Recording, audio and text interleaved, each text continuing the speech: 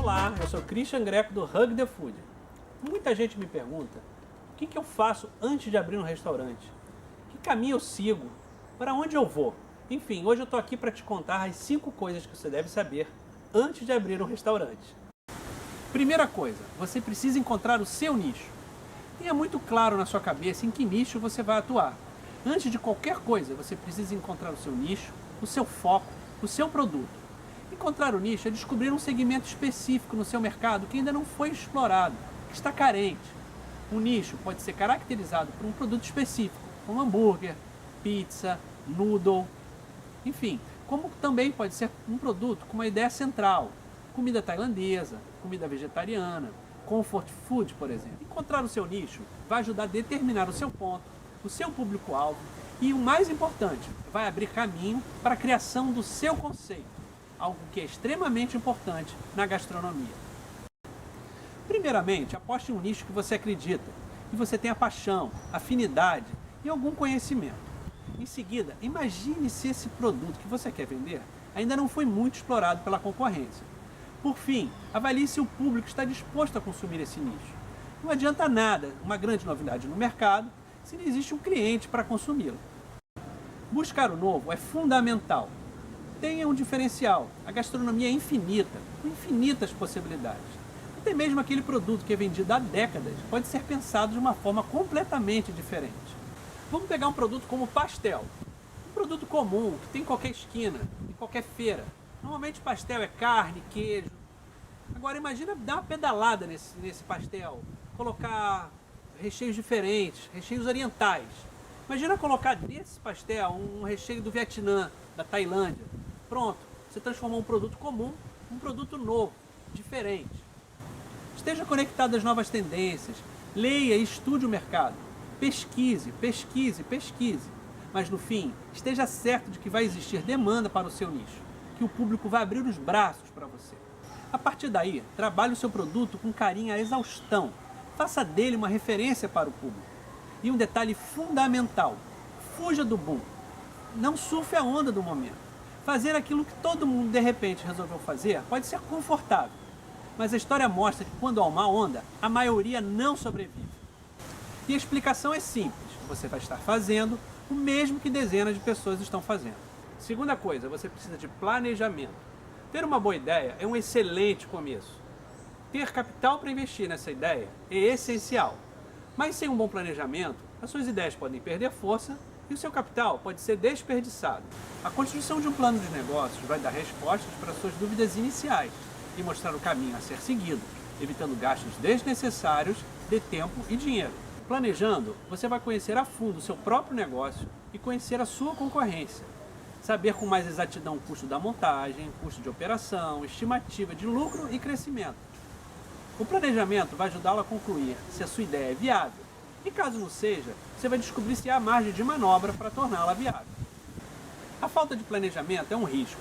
É como você pegar um carro de madrugada, sem GPS, sem mapa. Você até sabe para onde você quer ir, mas não sabe como chegar lá.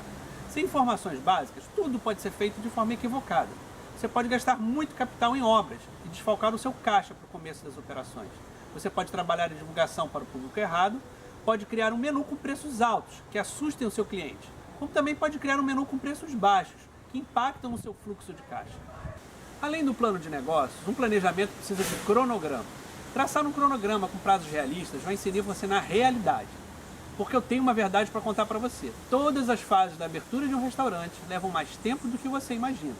Burocracia, obras, liberações, serviços, tudo demora. Converse com seu contador para uma previsão sobre os trâmites legais e liberações. E exija do seu engenheiro um cronograma da obra. Com essas informações, comece a traçar o seu cronograma passando por cada fase. Terceira coisa, você precisa de um capital de giro. Você sabe aquele papo de que 1/3 dos restaurantes fecham antes de completar um ano? Grande parte deles fecha por falta de capital de giro. Capital de giro é fundamental. É ele que vai manter as contas do seu restaurante em dia, enquanto a sua marca não se consolida no mercado.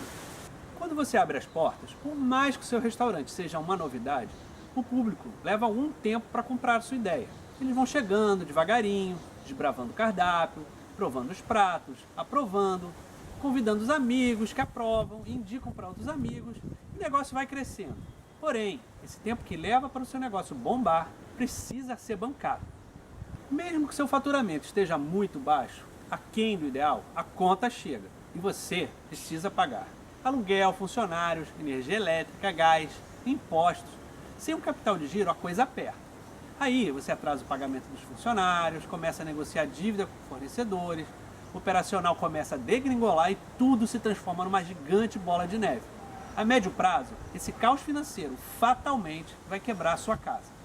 Por isso, jamais abra as portas sem um capital de giro suficiente para cobrir os custos do seu negócio por no mínimo 3 meses. Tente economizar na obra, nos acabamentos, comece com uma equipe enxuta.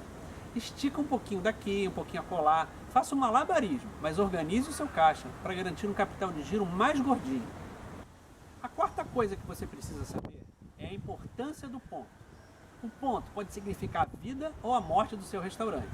O ponto é tão importante que os americanos cunharam uma frase famosa entre os empreendedores que diz: "There are 3 things that matter in property: location, location, location." Ou seja, existem 3 coisas que importam numa propriedade: ponto, ponto e ponto. Não, eles não estão errados, mas a boa parte dessa história é que ponto certo não significa necessariamente um ponto caro. A escolha do ponto deve ser extremamente rigorosa e levar em consideração algumas variantes, mas sem dúvida, a principal é o seu conceito. O conceito é que vai ditar o seu ponto. Por quê? O seu conceito é o seu DNA e carrega informações chaves como os produtos que serão oferecidos, o jeito que é oferecido, o valor dos produtos e o público-alvo. Vamos imaginar que o meu conceito é comida francesa clássica. Provavelmente será servida à moda clássica. Logo, o meu produto será caro e um público-alvo de classe alta. Nesse caso, vou ter que procurar um ponto em bairros nobres, que fatalmente será caro. Agora, imagine se o meu conceito é um lugar que sirva comida de rua peruana. Um lugar mais despojado, sem garçons, com um público-alvo mais jovem. Nesse caso, o meu ponto pode ser em locais alternativos, mais próximos dos jovens e, por sua vez, podem ser muito mais em conta. Não existe uma regra clara para um ponto dar certo, porém, existem verdades que não devem ser ignoradas. Além do alinhamento do ponto com o seu conceito, é fundamental avaliar o movimento de pessoas e conhecer o entorno do imóvel. Entenda como se comporta o público da região, os seus perfis, de onde vêm, para onde vão. Saiba quais são os horários de pico.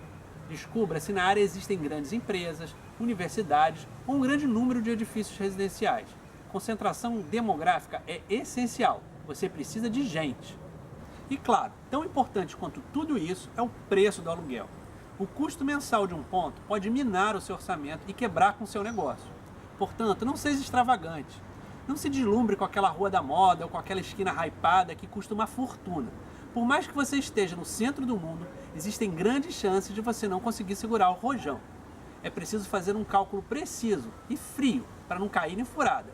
O aluguel não deve jamais ultrapassar 15% do seu faturamento. Bom, e chegamos na quinta coisa que você deve saber antes de abrir um restaurante. Você precisa de paixão pelo negócio e muito conhecimento.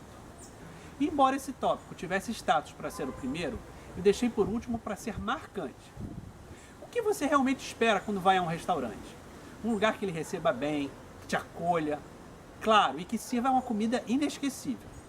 Portanto, ao estar do outro lado, você deve pensar da mesma forma. Você deve trabalhar para entregar um lugar memorável, um lugar que receba bem as pessoas, com acolhimento e atenção, um lugar que sirva uma comida feita com alma. Mas a tarefa não é nada fácil, muito menos se você não tiver 2 ingredientes básicos: paixão e conhecimento. Você precisa de paixão acima de tudo. Você deve ser um apaixonado pela comida, ser um entusiasta. Você deve ter amor em servir as pessoas, amor em entregar o melhor. Mas só paixão não basta. Conhecimento é fundamental.